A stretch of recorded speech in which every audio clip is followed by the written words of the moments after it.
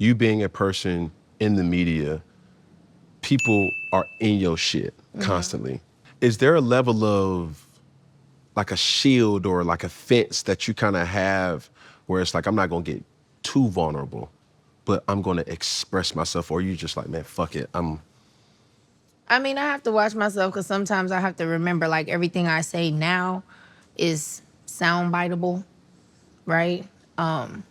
If I'm just sitting here having a human conversation with you, I sort of forget about the cameras. But when I leave, there could be something here. As a media person, you know, you want the clicks, you want the traffic. Right. So you're gonna take whatever you feel that might drive traffic to whatever platform it is you're trying to create. And unfortunately, a lot of people gravitate towards negativity. And then also too, like, I really hate being perceived, not because I don't feel nervous when people watch me or look at me, but I know that I cannot control somebody's perception and how they view the world. Right. So it doesn't matter if what I'm saying has good intentions. If you don't hear it that way, you're gonna twist it and skew it to your unique perspective. And so for that reason, I hate being perceived because you just can't control it. It doesn't matter what my intention is. It matters how you hear, how you receive it. Right. So there's definitely a barrier, a shield. Like when I go live, people know if you come on my lives, don't come over here with that bullshit because I will cuss you out. People be getting so mad. I'll be like, who the fuck is you talking to? First of all. They be like, where your man at? Where your daddy at? Where your eyebrows at? The same place your daddy is. Nowhere to be found. Don't worry about what I got going on over here. Who is you talking to? I'm grown. And I get so upset. Like, because people just be like, are you pregnant? Why are you worried about what's going on in my vagina? Not the cover up.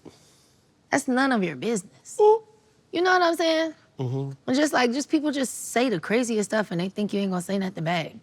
I don't like that. So I tend to kind of like, just keep to myself. No, I got my own little group of fans that I can always tell when it's a new person trying to get to me. I'll be like, oh, block. Yeah, the block party is crazy. What? Oh my God. So many people at the block party. At least 2,000 people blocked on Instagram. No way. Oh my God. Yeah. I don't play. If I'm in the comments on the Shade Room and I see somebody say something crazy, block. Ooh. And they'll come on TikTok, you blocked me on Instagram. Well, what did you do? Thank you for making yourself known because I'm finna block you here too. Boop. Bye, girl. I don't play like that. Posted in the club and I'm looking for a blockhead. Whew. I don't do that. Don't come over here being rude. How do you come up with the titles?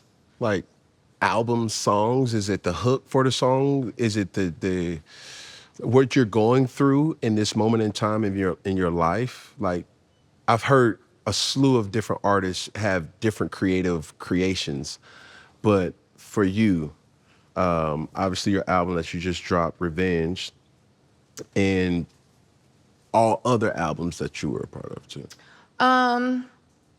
PDA was pretty easy just because we were going through the pandemic and that was my way of, sharing with the world my feelings at the time. And I think people needed some connection and closeness. And so Public Displays of Affection felt appropriate. Yeah. Because everybody was so isolated.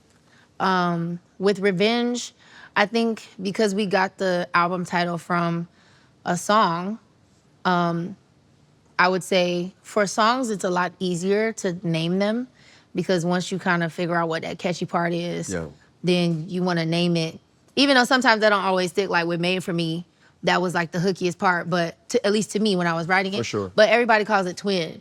And they be like, oh, that Twin song, we're going to play Twin. Like, it's not called that. Sorry, babes. It's called Made For Me, but it's okay. I know what you mean.